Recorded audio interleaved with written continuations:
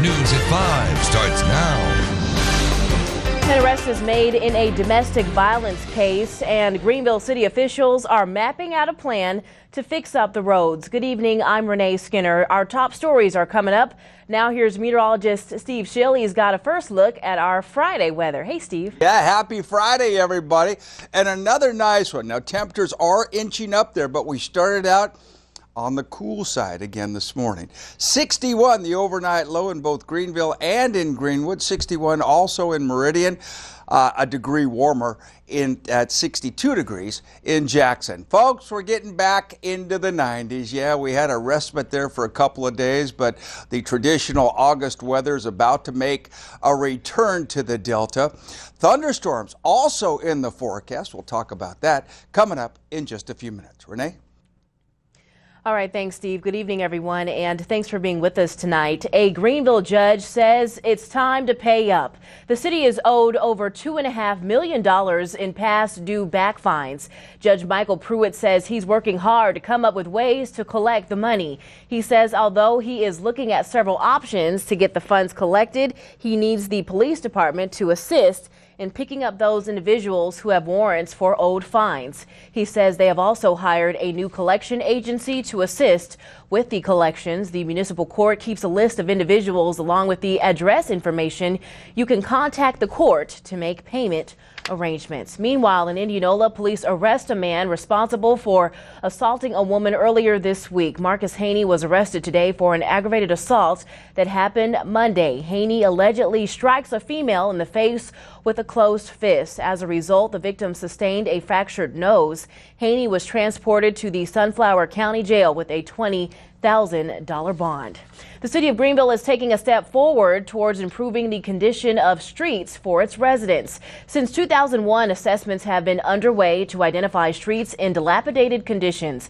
The report marks several streets across the city as failing and in need of repair. Reconstruction of the failed streets began back in 2006.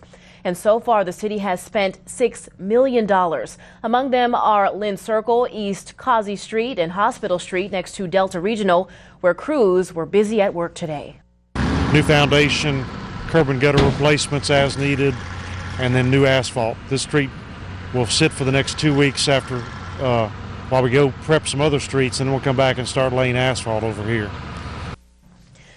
And road work will move to sections of Arnold Avenue and Abide Road within the coming weeks. Drivers can expect detours in those areas when construction begins. Trop Casino Greenville is getting closer to opening its newest addition. This week, the carpet is being put down at the new building. Trop is on target for its projected grand opening in October. The new addition has an expanded gaming floor, more slots, more tables, and a new restaurant that overlooks the water. It's a great experience, not just for us, but for our customer base. We have a great loyal customer base, and I guess it's going to be something that they're going to be excited about.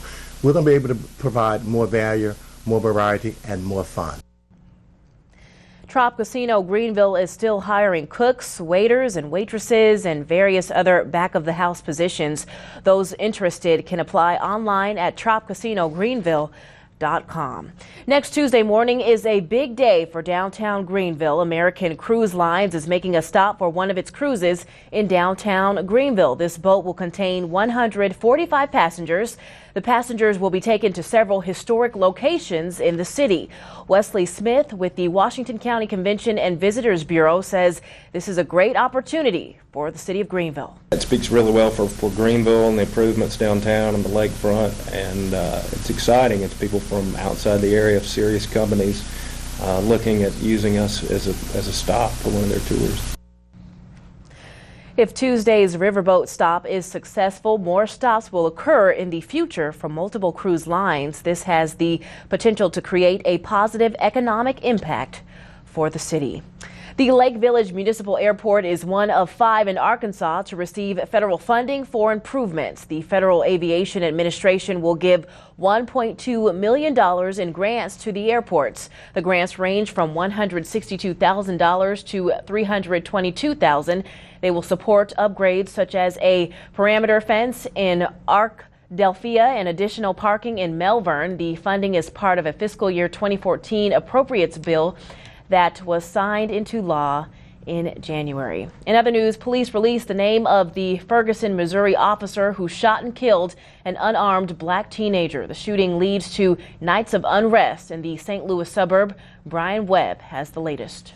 The Ferguson Police Department says Darren Wilson is the officer who fired multiple shots at 18-year-old Michael Brown. He's been a police officer for 6 years, has had no disciplinary action taken against him. Chief Thomas Jackson says Officer Wilson was on duty hearing calls about a robbery when he confronted Brown.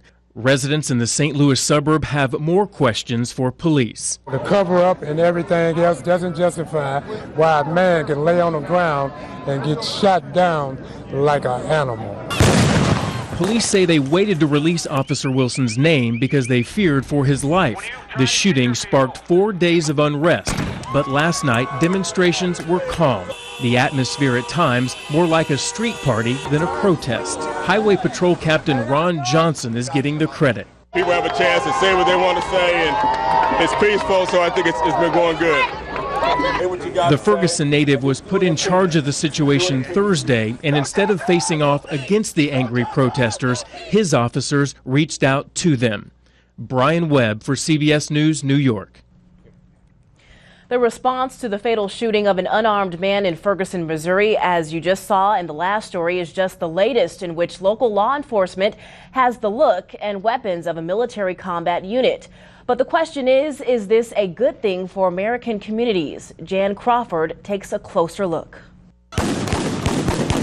For several nights this week, this was Ferguson, Missouri. Tanks, combat gear, assault rifles. It looked like a military operation. You must disperse immediately. And that's because police departments in the St. Louis area, like those across the country, are arming their officers with equipment once on the battlefields of Iraq and Afghanistan. Much of it is free of charge or bought with federal grant money authorized by Congress. In the past year, the Department of Defense has given local law enforcement over 600 MRAPs, the armored vehicles designed to withstand roadside bombs. Texas alone received 68, Florida 45. The Warren County Sheriff's Department in upstate New York also got one. Bud York is sheriff. I'm hoping I never have to use this vehicle, but if I do have to use it, I'm not going to have to worry about my people or possibly the public being injured, because it certainly can save them. The Pentagon program has given departments over $5 billion worth of surplus equipment since the program launched in 1991. Helicopters, firearms, protective gear, night vision, even computers and camouflage clothing.